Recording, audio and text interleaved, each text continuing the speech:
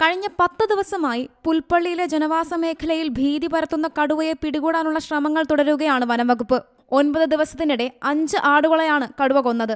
തൂപ്ര മേഖലയിലെ അങ്കണവാടിക്ക് സമീപം ആടിനെ കൊന്ന ശേഷം വെള്ളക്കെട്ട് ഭാഗത്തേക്ക് മാറിയ കടുവ പിന്നീട് വനംവകുപ്പ് ഡ്രോൺ ക്യാമറയിലും പതിഞ്ഞിട്ടില്ല.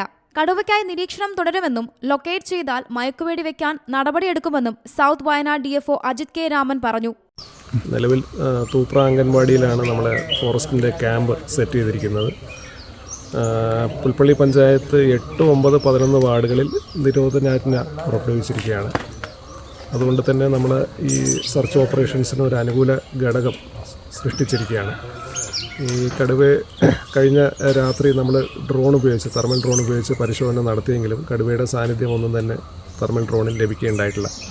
അമരക്കുനി ഭാഗത്ത് കടുവയെ കണ്ടു എന്ന് പറയുന്ന സ്ഥലത്ത് നമ്മൾ തെരച്ചിൽ നടത്തിയെങ്കിലും നേരിട്ടോ അല്ലാതെയോ ഇതിൻ്റെ ഒരു സാന്നിധ്യം സ്ഥിരീകരിക്കാൻ കഴിഞ്ഞിട്ടില്ല.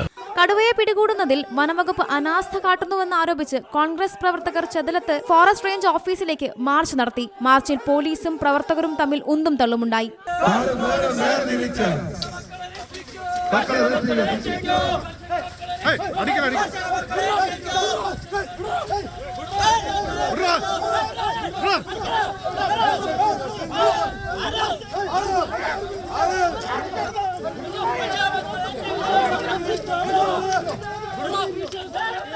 അതേസമയം ആടുകൾ നഷ്ടപ്പെട്ട കർഷകർക്കുള്ള നഷ്ടപരിഹാരം DFO കർഷകരുടെ വീടുകളിൽ നേരിട്ടെത്തി കൈമാറി. കടുവയെ പിടികൂടാത്തതിൽ കടുത്ത ആശങ്കയിലാണ് പ്രദേശവാസികൾ. C Malayalam news, Wayanad. ഏറ്റവും പുതിയ വാർത്തകളും വിശേഷങ്ങളും വിരൽ തുമ്പിലറിയാൻ സി മലയാളം ന്യൂസ് എല്ലാ ഡിജിറ്റൽ പ്ലാറ്റ്ഫോമുകളിലും ലഭ്യം.